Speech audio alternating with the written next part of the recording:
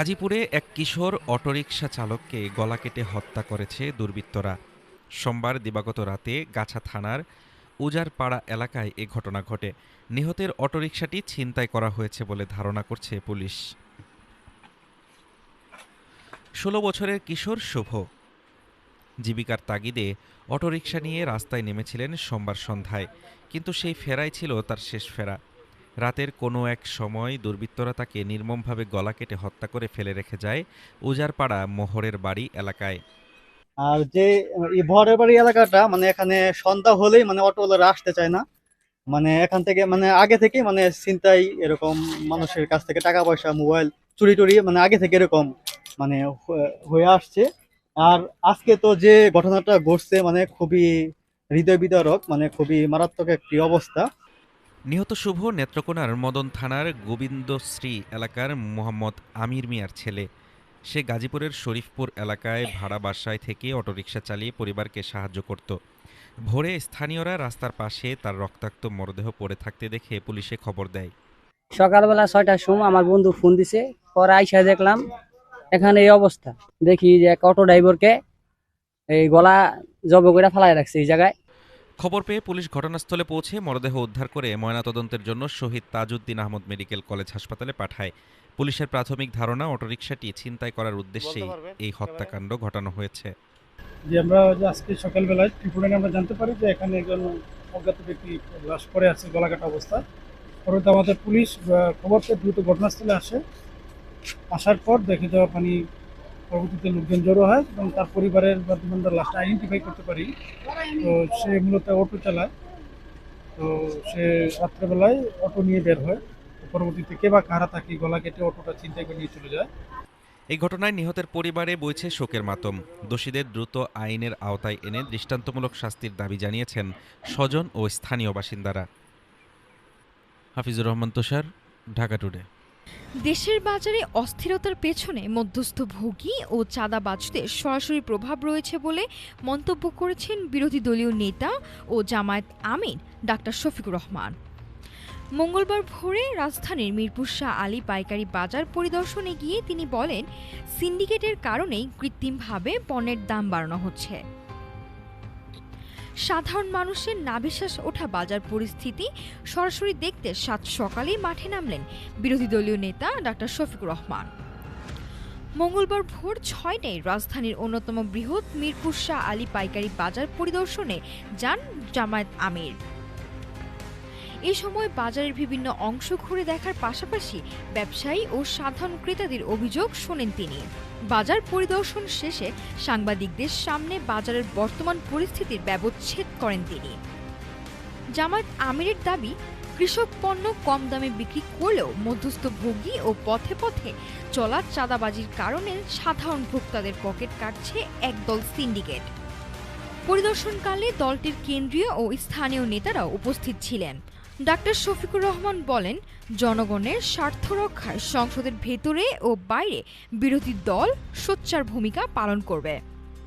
কোনো অপশক্তির কাছে জিম্মি হয়ে বাজার ব্যবস্থা ভেঙে পড়তে দেয়া হবে না বলেও হুঁশিয়ারি দেন তিনি। দ্রব্যমূল্য নিয়ন্ত্রণে সরকারের বিশেষ নজরদারির পাশাপাশি সিন্ডিকেট ভাঙার আহ্বান জানান জামায়াত নেতারা। সাধারণ মানুষের প্রত্যাশা, রাজনৈতিক দলগুলোর এই তৎপরতা যেন কেবল পরিদর্শনই নয়, বরং দাম কমানোর ক্ষেত্রে দৃশ্যমান কোনো পরিবর্তন আনে। নাফিসা সামিয়া, ঢাকা টুডে। সমাজ থেকে বৈষম্য দূর করে নারী নেতৃত্ব প্রতিষ্ঠায় এক ধাপ এগিয়ে দিনাজপুরের নবাবগঞ্জ, যেখানে পিছিয়ে পড়া আদিবাসী, সনাতন ও মুসলিম সম্প্রদায়ের ২৫ জন নারী অংশ নিয়েছেন বিশেষ এক প্রশিক্ষণ কর্মসূচিতে। বেসরকারি উন্নয়ন সংস্থা সিসিডিবির সমান আওয়াজ প্রকল্পের আওতায় ২ দিনব্যাপী এই কর্মশালায় শেখানো হয় নারীবাদ, জেন্ডার সমতা এবং ক্ষমতার সঠিক ব্যবহারের কৌশল। সবসময় বোঝার চেষ্টা করব যে আসলে আমরা কোনো জায়গার প্রতিনিধিত্ব করতে যাচ্ছি, তাহলে প্রতিনিধিত্ব বা নেতৃত্ব দিতে গেলে অনেক কিছু বিষয় মেনটেন করে চলতে হয়। কোথায় কিভাবে কথা বলবো, কোথায় কতটুকু বলা যাবে, এগুলো একটু খেয়াল করে বলতে হবে। পিতৃতান্ত্রিক সমাজ ব্যবস্থার প্রতিবন্ধকতা পেরিয়ে কিভাবে অধিকার আদায় করতে হয় উঠে আসে সেই আলোচনাও। সমাপনী দিনে প্রধান অতিথি হিসেবে উপস্থিত হয়ে নবাবগঞ্জ উপজেলা প্রাণী সম্পদ কর্মকর্তা জোর দেন নারীদের স্বাবলম্বী হওয়ার উপর। আপনাকে স্বাবলম্বী হওয়া লাগবে, ঠিক আছে? তাহলে আপনারা প্রতিটা কি হবেন? মাটির প্রদীপ না, আপনি এক একটা সূর্য হয়ে যাবেন। এটা বোঝা যাচ্ছে? ভালো সাথে থাকলে কি হয়? ভালো হবে। এখন দেখেন আলো সাথে থাকলে আলো পাবেন, আলো বিতরণ করলে কি হয়? আলো কমে যায়। প্রশিক্ষণ শেষে অংশগ্রহণকারীরা এখন আত্মবিশ্বাসী। তারা বলছেন এই শিক্ষা তারা ছড়িয়ে দেবেন নিজ পরিবার ও সমাজ জুড়ে, যাতে প্রান্তিক নারীদের কথা বলার পথ সুগম হয়। ট্রেনিংয়ের আগে বাসায় যখন ছিলাম কিছুই এই সম্বন্ধে বুঝতাম না, আর আমি ট্রেনিংয়ে 2 দিন করার পর বুঝলাম নারীর আত্মবিশ্বাস, নারীর অধিকার, নারীর মর্যাদা। এই নারী নেতৃত্ব উন্নয়ন বিষয়ক প্রশিক্ষণে আসে আমি এটাই পেলাম যে এখানে ধর্ম, বর্ণ মানে কোনো কিছুরই ভেদাভেদ নেই, নারী এসবের কোনো ভেদাভেদ নেই, সব মিলে সব মানে সমান। ওখানে কিভাবে একটা দল গঠন করে কিভাবে নেতৃত্ব দেওয়া যাবে, তার দলে তাকে কতটা প্রাধান্য দিচ্ছে, কেমন করে করতে হবে, আর নারীরা কিভাবে সুযোগ সুবিধা পাবে, সবকিছুই আমরা ওখান থেকে দেখলাম এবং শিখলাম। অনেক নারী আগে বাইরে যেতে পারতো না, সেগুলো সেখানে দেখলাম যে তাদের স্বামীরা তাদেরকে এখন প্রাধান্য দিচ্ছে। কোরি ইনস্টিটিউট কানাডার সহযোগিতায় আয়োজিত এই উদ্যোগের মাধ্যমে দিনাজপুরের নবাবগঞ্জে নারী নেতৃত্বে নতুন দিগন্ত উন্মোচিত হবে, এমনটাই প্রত্যাশা সংশ্লিষ্টদের। হাফিজুর রহমান তুষার, ঢাকা টুডে। সারা দেশে হামের প্রকোপ বাড়ায় বাদ পড়া শিশুদের খুঁজে বের করে টিকার আওতায় আনার কাজ শুরু করেছে স্বাস্থ্য অধিদপ্তর। আগামী 20 মে পর্যন্ত চলবে এই বিশেষ টিকাদান কর্মসূচি। এদিকে গত 24 ঘন্টায় হামের উপসর্গে আরও 6 শিশুর মৃত্যু হয়েছে। সব মিলিয়ে চলতি মৌসুমে মৃতের সংখ্যা দাঁড়িয়েছে 415 জনে। দেশের কোনো শিশু যেন হামের টিকার বাইরে না থাকে তা নিশ্চিত করতে চিরুনি অভিযানে নেমেছে স্বাস্থ্য বিভাগ। সম্প্রসারিত টিকাদান কর্মসূচি বা ইপিআই এর নির্দেশনা অনুযায়ী প্রতিটি এলাকায় অন্তত 20টি পরিবার পরিদর্শন করে বাদ পড়া শিশু শনাক্ত করা হচ্ছে। দক্ষিণ জনপদ থেকে শুরু করে উত্তরাঞ্চল সবখানে এখন চলছে এই জরুরি তৎপরতা।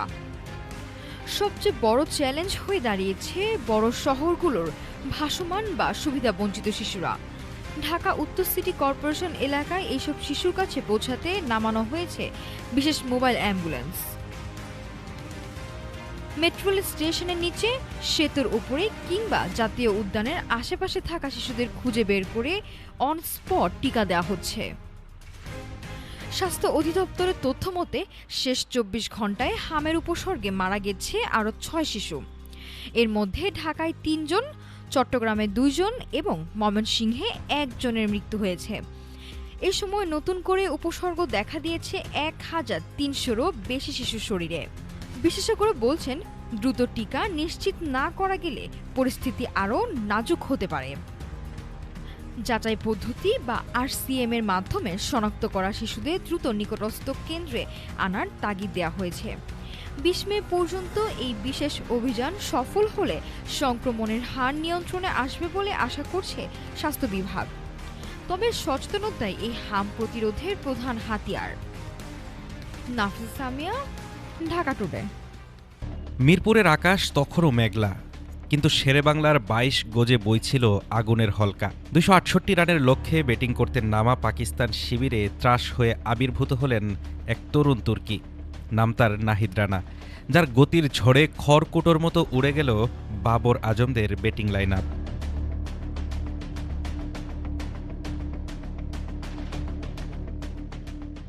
আগের দিন শেষ বিকেলে যেখানে শেষ করেছিলেন, আজ যেন সেখান থেকেই শুরু করলেন এই ডানহাতি পেসার। ঘন্টায় 150 কিলোমিটারের কাছাকাছি গতির এক একটি বাউন্সার আর নিখুঁত ইয়র্কারে দিশেহারা হয়ে পড়ে পাকিস্তানের মিডল অর্ডার। মাত্র 40 রান খরচায় 5 উইকেট। নাহিদের এই বিধ্বংসী স্পেলই লিখে দেয় ম্যাচের ভাগ্য। তবে জয়ের ভিতটা গড়ে দিয়েছিলেন অধিনায়ক নাজমুল হোসেন শান্ত।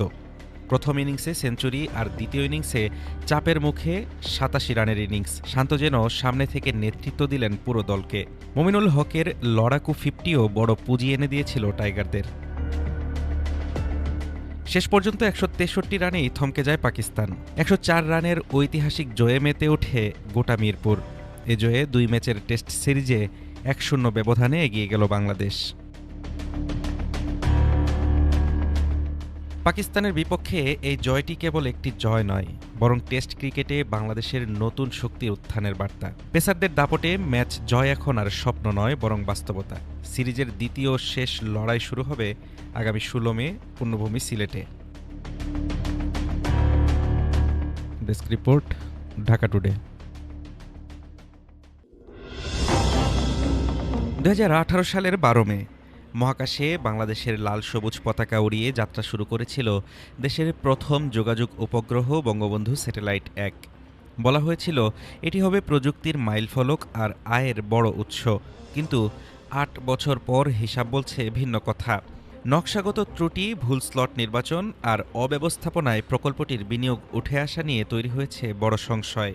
হাজার কোটি টাকার স্বপ্ন নিয়ে মহাকাশ পাড়ি দিয়েছিল বঙ্গবন্ধু স্যাটেলাইট 1, যার বর্তমান নাম বাংলাদেশ স্যাটেলাইট 1। 2968 কোটি টাকা ব্যয়ে নির্মিত এই কৃত্রিম উপগ্রহটি ছিল ডিজিটাল বাংলাদেশের অন্যতম বড় বিজ্ঞাপন। লক্ষ্য ছিল বৈদেশিক মুদ্রা সাশ্রয় আর বিদেশে ট্রান্সপন্ডার ভাড়া দিয়ে বড় অঙ্কের মুনাফা অর্জন। কিন্তু 8 বছর পর সাফল্যের খাতা প্রায় শূন্য। 2024-25 অর্থবছর পর্যন্ত নিট মুনাফা মাত্র 113 কোটি টাকা, যেখানে 15 বছর আয়ুষ্কালের মধ্যে 7-8 বছরে বিনিয়োগের টাকা উঠে আসার কথা ছিল। সেখানে কোম্পানিটি এখনও আর্থিক স্বনির্ভরতা পায়নি।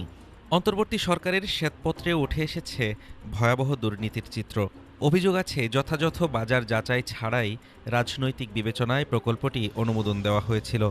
এমনকি কম দামি অরবিটাল স্লট না কিনে অনেক বেশি দামে 119.1 ডিগ্রি পূর্ব দ্রাঘিমাংশের স্লট কেনা হয়, যা দুর্যোগপূর্ণ আবহাওয়ায় সিগন্যাল গ্রহণে বাধা সৃষ্টি করে। কারিগরি নকশাতেও রয়েছে বড় গলদ। কেইউ ব্যান্ডের ট্রান্সপন্ডারগুলো এমন ব্লকে ভাগ করা যে একটি বিক্রি করলে বাকিগুলো অব্যবহৃত পড়ে থাকে, ফলে আন্তর্জাতিক বাজারে থমকে গেছে এর বাণিজ্যিক বিস্তার। বর্তমানে 40টি ট্রান্সপন্ডারের 1/3 অলস পড়ে আছে। বিএসসিএল এর বার্ষিক প্রতিবেদনে লাভের অঙ্ক দেখানো হলেও তা নিয়ে আছে বিতর্ক। বিশেষজ্ঞরা বলছেন বার্ষিক প্রায় 198 কোটি টাকার অপচয় বা ডেপ্রিসিয়েশন হিসেবে ধরলে লাভের বদলে প্রতি বছরই থাকত বড় অঙ্কের লোকসান। এখন আয়ের বড় অংশই আসছে ব্যাংকে রাখা টাকার সুদ থেকে। বিএসসিএল এর ব্যবস্থাপনা পরিচালক ডক্টর মোহাম্মদ ইমাদুর রহমান জানিয়েছেন, মার্কেট যাচাই না করেই বেশি খরচে এটি করা হয়েছিল। এখন আমাদের মূল চ্যালেঞ্জ হচ্ছে যতটুকু সম্ভব খরচ তুলে আনা। আমরা নতুন বাণিজ্যিক টিম গঠন করেছি অব্যবহৃত সক্ষমতা বিক্রির জন্য। দেশের টেলিভিশন চ্যানেল ও সরকারি কিছু সংস্থা এই সেবা ব্যবহার করলেও ইন্দোনেশিয়া বা ফিলিপাইনের মতো বিদেশি বাজার ধরতে ব্যর্থ হয়েছে বাংলাদেশ। রাজনৈতিক উচ্চাভিলাষ আর পরিকল্পনার অভাবে 3000 কোটি টাকার এই প্রকল্প এখন অস্তিত্ব রক্ষার লড়াইয়ে। প্রযুক্তিগত উৎকর্ষ কেবল মহাকাশে ডানা মেলার নাম নয়, বরং তার সঠিক বাণিজ্যিক ব্যবহারই নির্ধারণ করে প্রকল্পের সার্থকতা। বঙ্গবন্ধু স্যাটেলাইট 1 কি পারবে তার সীমাবদ্ধতা কাটিয়ে আগামীর দিনগুলোতে লাভের মুখ দেখতে, নাকি এটি কেবলই একটি ব্যয়বহুল রাষ্ট্রীয় শৌখিনতা হয়ে থেকে যাবে? হাফিজুর রহমান তুষার, ঢাকা টুডে। বিদেশে যাওয়া ভিসা প্রক্রিয়া সহজ করতে বড় উদ্যোগ নিয়েছে বাংলাদেশ ব্যাংক।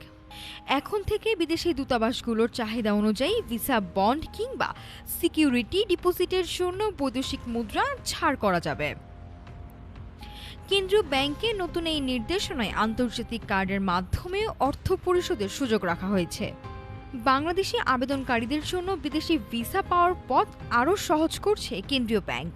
আগে মূলত শুধু ভিসা ফি পাঠানোর সুযোগ থাকলেও নতুন সার্কুলারের মাধ্যমে এখন থেকে বাধ্যতামূলক ভিসা বন্ড এবং ফেরতযোগ্য সিকিউরিটি ডিপোজিটের অর্থ বিদেশে পাঠানো যাবে। নতুন বিধান অনুযায়ী অনুমোদিত ডিলার বা ব্যাংকগুলো আবেদনকারীর পক্ষে সরাসরি সংশ্লিষ্ট বিদেশি কর্তৃপক্ষের কাছে অর্থ পাঠাতে পারবে। তবে এর জন্য আবেদনকারীর বৈধ পাসপোর্ট, দূতাবাসের চাহিদাপত্র বা ইনভয়েস এবং ফেরতের শর্ত সম্মিলিত প্রয়োজনীয় কাগজপত্র জমা দিতে হবে। তবে মুদ্রা ছাড়ের ক্ষেত্রে কড়া নজরদারিও রাখছে বাংলাদেশ ব্যাংক। নির্দেশনায় বলা হয়েছে, জামানতের অর্থ বিদেশি কর্তৃপক্ষ ফেরত দেওয়ার সাথে সাথে তা বাংলাদেশে ফিরিয়ে আনতে হবে। অর্থ ফেরত আনা নিশ্চিত করার দায়িত্ব আবেদনকারী ও সংশ্লিষ্ট ব্যাংক উভয়কেই নিতে হবে। মানি লন্ডারিং প্রতিরোধ ও কর সংক্রান্ত সকল নিয়ম মেনেই সম্পূর্ণ করতে হবে এসব লেনদেন। প্রতিটি ব্যাংকে এই সংক্রান্ত আলাদা তথ্য সংরক্ষণ করতে হবে এবং নিয়মিতভাবে কেন্দ্রীয় ব্যাংকে প্রতিবেদন জমা দিতে হবে। এই সিদ্ধান্তের ফলে বিদেশগামী শিক্ষার্থী, পর্যটক ও ব্যবসায়ীদের দীর্ঘদিনের ভোগান্তি কমবে বলে আশা করা হচ্ছে। নাফিসা সামিয়া, ঢাকা টুডে।